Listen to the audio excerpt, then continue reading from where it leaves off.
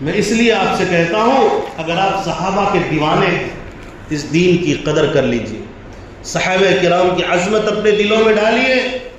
صحابہ کرام جو بھی ہوں، ایک مرتبہ نبی پاک علیہ الصلوۃ والسلام کو جو دیکھ لے، ایمان کی حالت میں دیکھے، ایمان کی حالت میں ہی دنیا سے رخصت ہو، وہ صحابی ہے، اگرچہ ان کے پاس کوئی بڑا عمل نہ ہو، وہ زیادہ عمل کیے بغیر دنیا سے رخصت ہو گئے ہو۔ میں نے آپ کے سامنے ابھی ایک مثال پیش کیا، کلمہ پڑھا اور جنگ میں کود پڑے، اور جنگ میں جانے کے بعد مقابلہ کیا، دشمنوں کا شہید ہو گئے، سیدھا جنت میں اعلیٰ مقام ان کا ہوگا، پیارے آقا صلی اللہ علیہ وسلم کے قرب و جوار میں ان کو گھر نصیب ہوگا جنت میں۔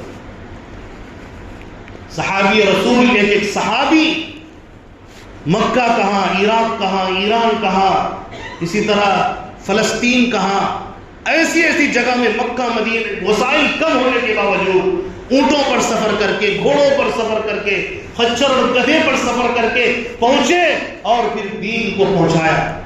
حضرت علی رضی اللہ تعالیٰ عنہ نکلے، کوفہ پہنچے، مدینے کی سرزمین، اپنے پیارے حبیب کے روزے کو چھوڑ کر کوفہ پہنچے۔ آج ہم مدینے جانے کے لیے تڑپتے ہیں، ترستے ہیں، اور ان کو اپنا گھر چھوڑنا پڑا، لوگوں اپنا گھر چھوڑنا پڑا داماد رسول کو اس دین کو پہنچانے کے لیے۔ آج کچھ بدبخت لوگ اٹھتے ہیں مجرمین اور صحابہ کے خلاف بھونکتے ہیں۔ اللہ تعالیٰ نے قرآن میں ان کے فضائل کو بیان کیا، ان کی آنکھیں اندھی ہو گئی۔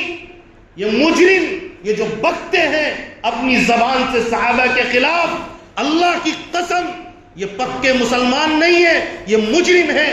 اگر صحابہ کرام کے بارے میں عقیدہ غلط ہوا، اس کا عقیدہ بھی گمراہ کن ہوگا۔ یہ مجرم، یہ مسلمان نہیں ہے، بلکہ مسلمان کے بھیس میں یہ مجرم ہے، یہ صحابہ کے دشمن، اور جو صحابہ کے دشمن وہ رسول کے دشمن۔ یہ ان کی آنکھیں اندھی ہو گئی۔ قرآن کہہ رہا ہے والسابقون الاولون من المہاجرین والانصار، جو مہاجر ہیں وہ بھی، جو انصار صحابہ وہ بھی، جو مکے میں صحابہ تھے وہ بھی، جو مدینے میں صحابہ تھے وہ بھی، یہ سارے اللہ قرآن میں کہتا ہے۔ ان کے بعد جو ایمان میں داخل ہوئے وہ سارے کے بارے میں اللہ کہتا ہے رضی اللہ عنہم، اللہ ان سب سے راضی ہو گیا۔ اللہ کی رضامندی کا پروانہ اللہ تعالیٰ نے صحابہ کے لیے زمین پر اتارا۔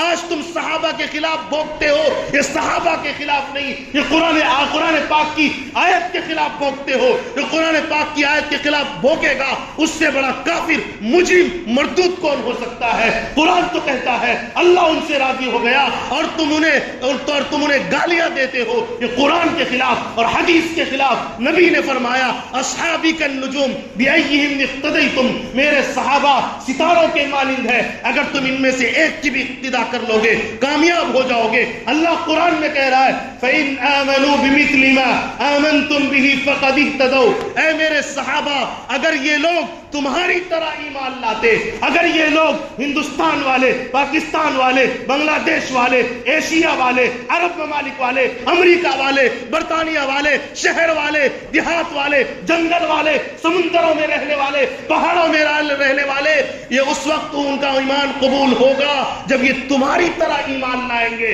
اللہ نے ان کے ایمان کو معیار حق قرار دیا۔ اور مجرموں، تم آج صحابہ پر بھونکتے ہو۔ اللہ تو قرآن میں کہتا ہے جو صحابہ کے نقش قدم پر چلے گا میں انہی کے ایمان کو تسلیم کروں گا، جو صحابہ کے نقش قدم کو چھوڑے گا ان کی ایمان کو تسلیم نہیں کرے گا۔ ایک وارننگ قرآن تمہیں دیتا ہے، میں وارننگ نہیں دیتا، نعوذ باللہ۔ قرآن تمہیں جو صحابہ کے خلاف بھونکتے ہیں، قرآن کا ان کو وارننگ ہے، اور قرآن نے جو وارننگ دیا سوچنے کی ضرورت ہے، عقل سے کام لینے کی ضرورت ہے۔ اللہ نے قرآن میں کہا وَمَن يُشَاقِقِ الرَّسُولَ مِن بَعْدِ مَا تَبَيَّنَ لَهُ الْهُدَى وَيَتَّبِعْ غَيْرَ سَبِيلِ الْمُؤْمِنِينَ نُوَلِّهِ مَا تَوَلَّى وَنُصْلِهِ جَهَنَّمَ۔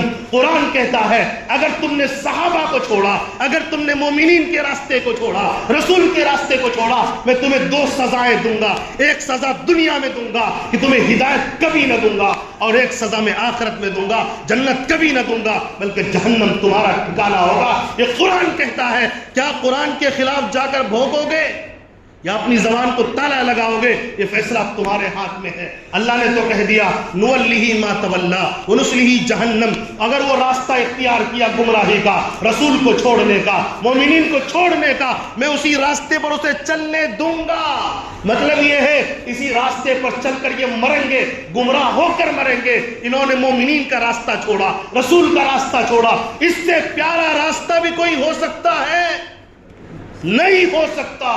جس نے اس راستے کو اختیار کیا وہ گمراہ ہوا اور گمراہ مرے گا اگر موت سے پہلے توبہ نہ کی۔ اور اللہ نے آگے کہا وَنُصْلِهِ جَهَنَّمْ، یہ قرآن کی آیت ہے، وَنُصْلِهِ جَهَنَّمْ، یہ قرآن کا فیصلہ ہے۔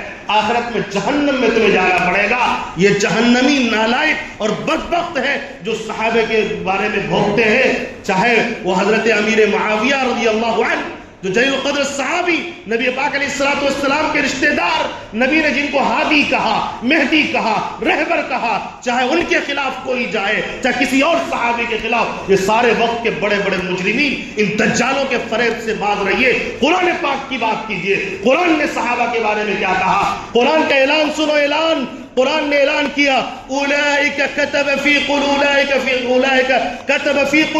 الایمان۔ اللہ تعالیٰ کہہ رہا ہے کہ یہ صحابہ وہ ہیں جن کے دلوں پر میں نے ایمان لکھ دیا۔ سبحان اللہ، اللہ کہہ رہا ہے میں نے لکھ دیا ایمان ان کے دلوں پر۔ اللہ کے لکھے ہوئے کو کون مٹا سکتا ہے؟ جو مٹانے کی بات کرے گا وہ مجرم خود مٹ جائے گا۔ اللہ نے کہا ہم نے صحابہ کے دلوں پر ایمان کو لکھ دیا، اور مجرم تم کہتے ہو منافق، تم کہتے ہو صحابی، نعوذ باللہ من ذالک، طاغی، باغی، یہ سارے مجرمین ہیں جو قرآن کے خلاف جا رہے ہیں اور اللہ کے لکھے ہوئے فیصلے کے خلاف جا رہے ہیں۔ اسی لیے اللہ تبارک و تعالیٰ ان کے حرکتوں کو، ان کے سازشوں کو اللہ ناکام کرے، اور اگر ان کے حق میں اللہ ہدایت ہے تو ہدایت نصیب فرمائے، ورنہ اللہ تبارک و تعالیٰ